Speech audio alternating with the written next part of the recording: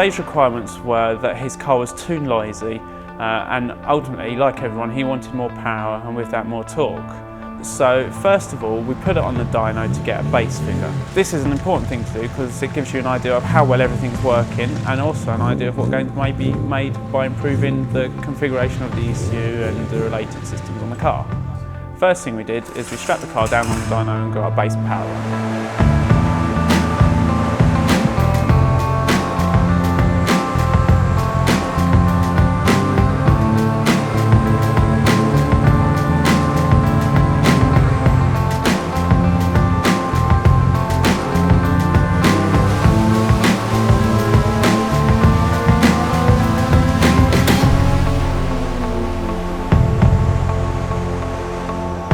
In this instance, we had 214 horsepower, reasonable air to fuel ratio, and in all respects the car was pretty well tuned.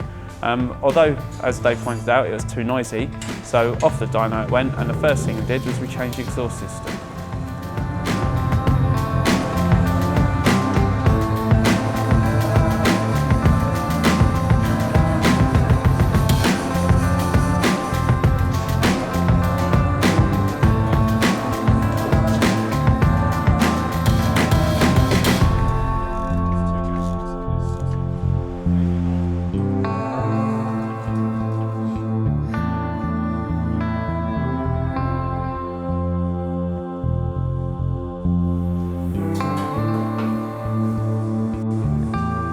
So we took the buddyclub Pro Spec exhaust off the car. We sat it side by side with the Mugen one as a comparison. As you can see from the video, it's much thinner than the buddyclub, but we'll fit it on the car and see how it does. We took the car out for a road test with the new movement system fitted. It was much quieter, significantly so, and that's exactly what Dave was after. Even given the loss of about 5% horsepower, in real terms this isn't really noticeable on the road. So we went back onto the dyno. This time peak power dropped from 214 to 207 horsepower. A drop of 7 horsepower at the top end, but more importantly mid-range had dropped by nearly 10 horsepower at about 5,200 RPM. So that was quite a difference. Obviously it wasn't a surprise necessarily. The system was far quieter and generally more restrictive. Not necessarily bad by design, but just not as good. Second dyno run complete, we went back to the workshop. This time it's for the inlet manifold. The standard one, whilst obviously not bad, given the power the car produces standard, the RBC one looked to be better. We took both together as a comparison, and if you look at them side by side, you can see that the RBC manifold actually flows further downhill as opposed to up and over like the standard one on a car. So, with the RBC manifold now fitted onto the car, off to the dyno we went again for another test.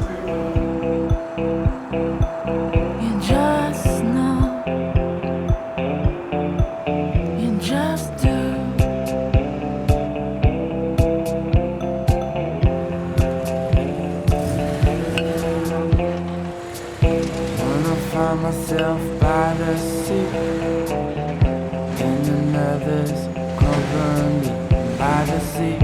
Wanna go out to the beach, gonna die, I have no fear, 'cause you. As you can see from the dyno results, we pretty much gained exactly what we'd lost from about 6,000 RPM on. The only thing we were left with was a hole in the mid-range torque from about 5,000 to 6,000 RPM. So Dave took the vehicle for a road test and returned saying that he was happy with the performance and it seemed pretty much as it was when he arrived. If anything, he said it seemed more eager to pull towards the top end, which would be backed up by what we saw from the dyno. However, this can be exaggerated by the fact he lost some power mid-range, which then, once recovered, gives you an illusion of more power throughout the rest of the band.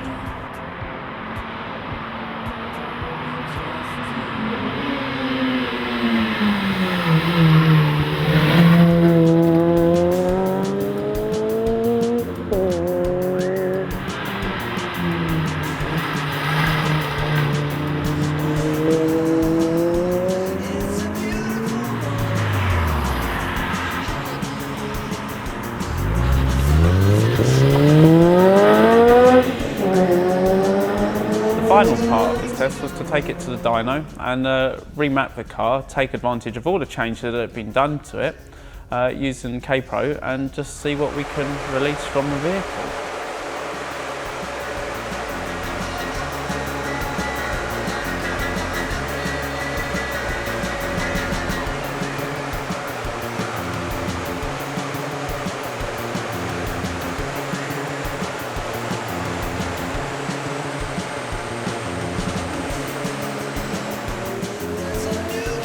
The Honda ECUs with the Honda interface is a very powerful system. Mapping the Honda ECU on this car is quite an involved process. The reason being is for the ivtec. Everyone knows what vtec is with your high lift and low lift camshafts. The difference with ivtec is the intake camshaft is variable over 50 degrees duration. What this actually means is that for each setting of high and low lift cams, you have 5 further settings that need to be configured for your inlet cam as well. Once you add all this together, you have 20 maps to do in total, 10 for fuel, 10 for ignition, and a further 2 that sets the position of the inlet camshaft on both high and low cams. Once we've finished mapping the high and low lift fuel and ignition maps for each of the intake cam durations, we then need to set the 2 final maps that choose what inlet cam durations we're going to use at any given engine load.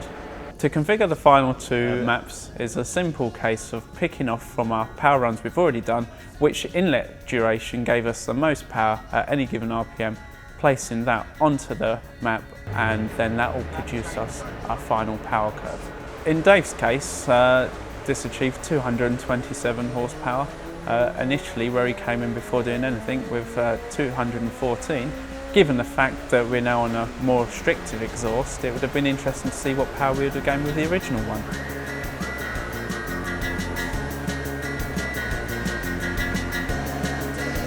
If there are any recommendations I would say to him, perhaps look for a better exhaust and maybe also an intake. He's still running the standard intake airbox, and we know he's on a more restrictive exhaust.